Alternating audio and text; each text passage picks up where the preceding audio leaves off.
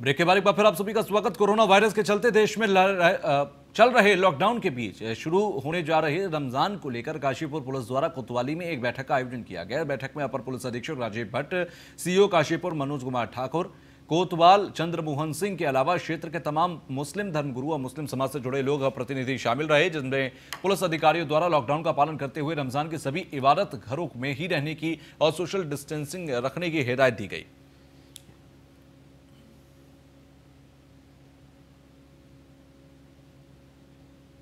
Corona महामारी के दृष्टिगत जो गाइडलाइन भारत सरकार राज्य सरकार से आई है, उसी के तहत हम लोग इसमें कार्रवाई कर रहे हैं। रमज़ान को लेकर के भी हमारा वही रुख रहेगा। हमारे द्वारा मीटिंग में भी बताया गया है, जो इसमें एडवाइजरी जारी हुई है भारत सरकार के द्वारा, उसमें स्पष्ट तौर पर लिखा गया है कि इसमें जो सोशल डिस्टेंसिंग बहुत ज़रूरी है और एक जगह पर 5 लोग ही इकट्ठा हो। हमारी उनसे डिमांड थी कि मस्जिदों में जो हमारी मस्जिदें हैं वो बड़ी हैं, उसमें कुछ जो हमारे नमाजी आजकल आ रहे हैं, कोई नमाजी आता नहीं, सिर्फ 5 लोग जो मस्जिद के लोग हैं, मुअज्जिन और इमाम हैं, वही रहते हैं। उसमें कुछ तादाद कुरान शरीफ तिलावत करिए, तादाद बढ़ जाए। और हमने कहा अगर आपको सही लगता है तो करिएगा, नहीं तो नहीं करिए। खबर टिहरी से है, जहां पर कोरोना की दवा ना बनने से अब लोगों ने पहले अनोखी पहल की है। आपको बता दें, अब लोग भगवान की शरण में पहुंचे हैं। आपको बता दें कि उत्तराखंड देवभूमि है, यहाँ के लोग आस्था पर ही भरोसा करते हैं। स्थानीय लोगों ने भगवान की शरण में जाना उचित समझा। उन्होंने कोरोना जैसी महामारी से छुटकारा पाने के लिए हवन और यज्ञ किए हैं। स्थानीय नागरिक कुलदीप पवार ने कहा कि जब जब कोई भी बीमारी फैली है, हवन से बीमारी खत्म हुई है, क्योंकि इसमें जो तिल जैसी सामग्री का मिश्रण होता है। हमारे पूर्वजों ने हवन करके महामारी से निजात पाया है। हमारे द्वारा भी हवन किया जा रहा है, जिससे कोरोना जैसे वायरस से मुक्ति मिले और अतिशीघ्र इसकी वैक्सीन बने।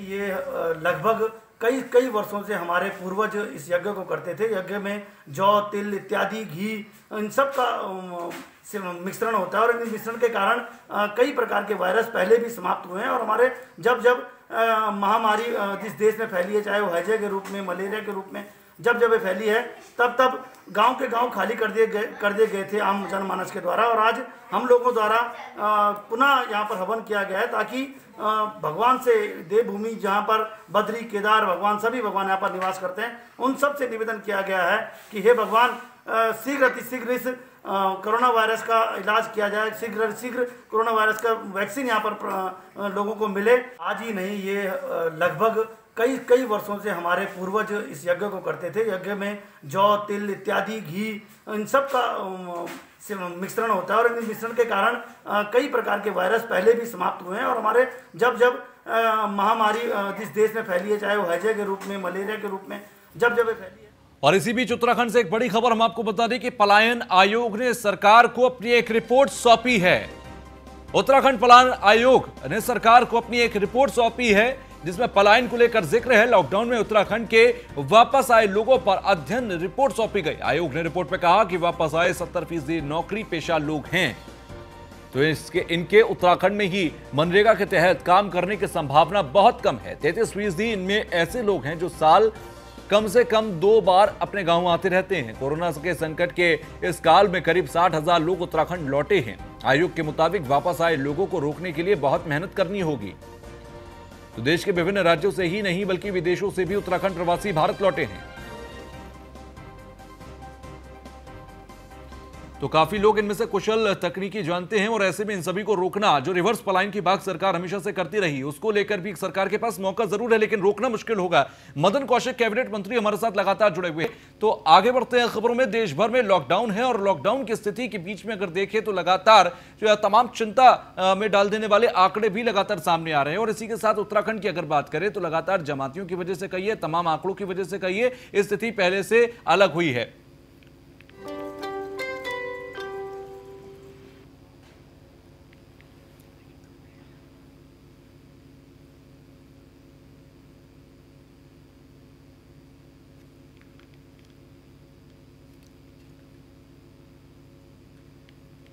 देश भर में लॉकडाउन अभी भी जारी है, ऐसे में कोई भी गतिविधि होना नामुमकिन है। वहीं क्रिकेट का भी यही हाल है। दुनिया भर में क्रिकेट की गतिविधियां बंद हैं। ऐसे में क्रिकेट प्रेमी तो मायूस हैं, लेकिन सबसे ज्यादा असर खिलाड़ियों पर पड़ रहा है, जिन्हें प्रैक्टिस, जिम और मैच ना होने के कारण खिलाड़ी मानसिक रूप से परेशान हैं। ऐसे में बीसीसीआई उपाध्यक्ष और CAU सचिव महिम वर्मा ने खिलाड़ियों को लॉकडाउन में रहकर कोरोना से लड़ने का मंत्र दिया। महिम वर्मा ने खिलाड़ियों को घर पर रहकर अभ्यास और व्यायाम करने की सलाह दी है। योगा और मेडिटेशन के जरिए भी दिमागी तौर पर खुद को मजबूत करने का मंत्र महिम वर्मा ने दिया।